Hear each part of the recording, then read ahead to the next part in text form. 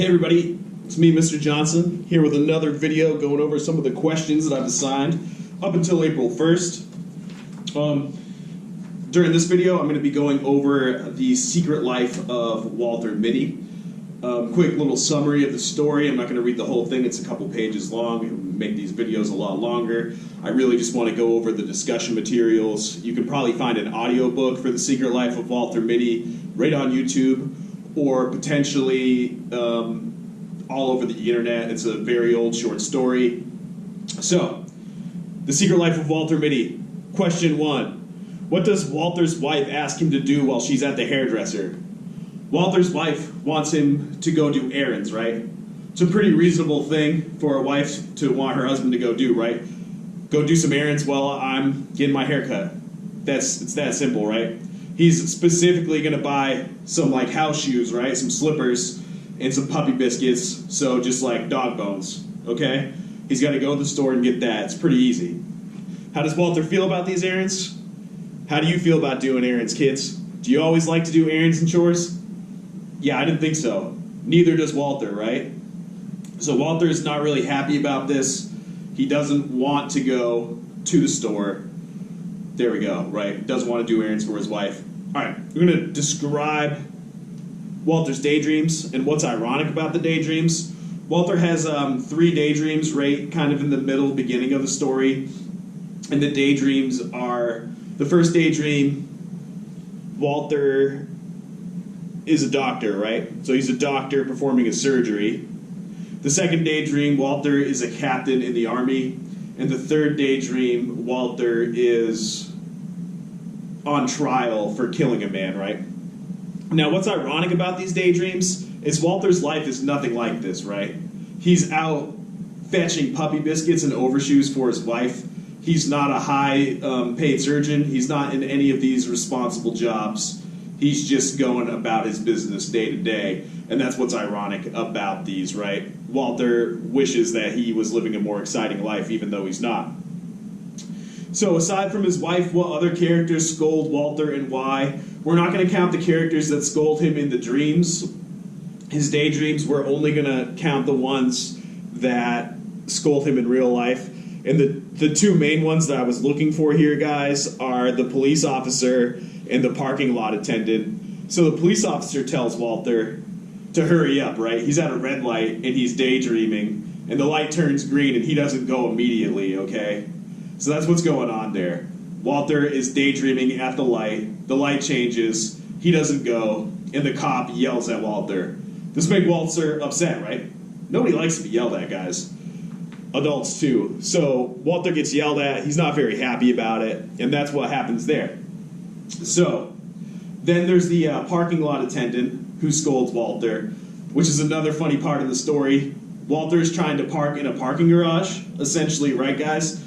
I don't know if any of you out there in cyberspace have tried to park in a parking garage, but sometimes it's not that easy, especially with the car Walter would have been driving in the 1940s, which was when this story was written, okay?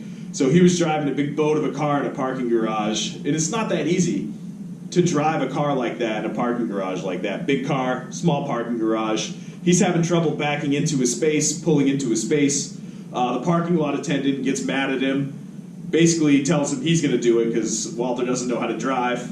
And Walter, this is when Walter really gets frustrated, right? He's like, this guy thinks he knows everything. Thinks he's better than me. Thinks he can park a car better than me. So that's the second person that Walter gets mad at, which goes into the next question. Why does Walter think the parking attendant is cocky, and what does that tell us about him? Walter doesn't like to be told he's wrong. He doesn't like when people show off, and I don't think the parking attendant was really showing off. He was just doing his job, right? So I think it just shows that Walter's a little high-strung. He thinks of himself very highly, right, guys? Which you can also infer from his dreams that he has about himself. He thinks of himself as a person with extraordinary talents, okay?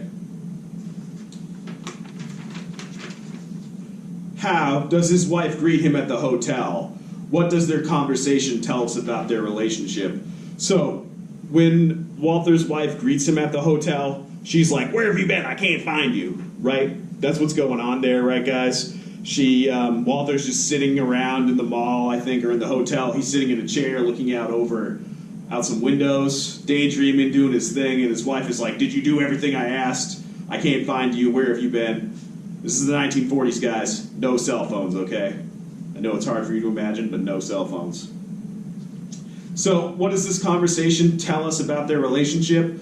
Clearly, their relationship, Mrs. Mitty is pulling a lot of the strings here, right? That's all I'm saying. She's the boss in that relationship. What is Walter doing at the end of the story, and why? Walter has another daydream. Walter has a daydream where he is being fired at by a firing squad, right? They're firing at him because he's still daydreaming and he's bored of his life, right? So this is just another daydream trying to escape reality. The next question is, do you find any parts of the story especially funny or sad? I found the part where he's in court especially funny when he's talking about how he shot the man. I thought that was especially funny. They're like, he couldn't have shot it with his right hand. His right hand was incapacitated, and he shot him at a 300 yards or whatever, and it's an impossible shot. And Walter looks at the gun, and he's like, I could have done that with my left hand. And the whole courtroom explodes. A very funny part of the story, in my opinion. I don't necessarily find this story that sad. I kind of find it just silly. I like to daydream a lot, too, so I kind of relate to the Walter character a bit here. And I think it's funny. I think it's, he goes through his day daydreaming, and, people get mad at him, and he's mad at them for being mad, and it's just kind of a silly story, guys. I don't read too much into it.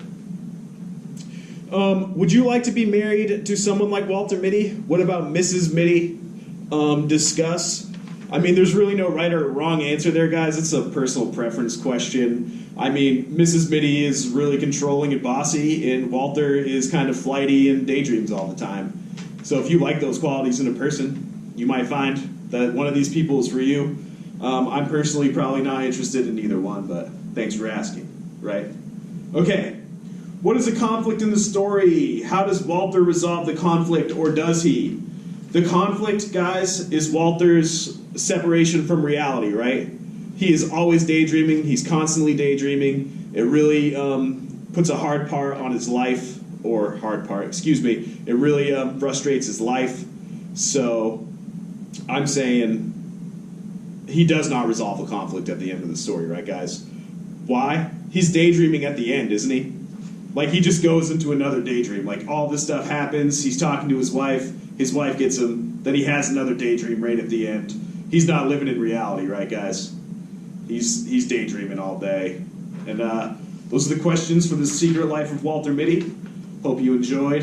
And, yeah, pick me. Okay. This is more of a comment than a question.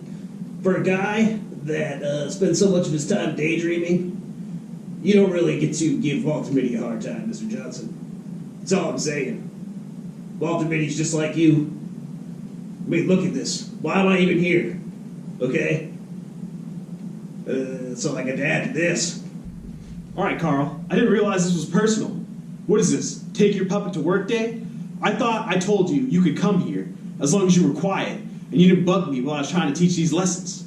Why are you trying to call me? Why are you trying to say I'm like Walter Mitty? You know darn well I'm not like Walter Mitty.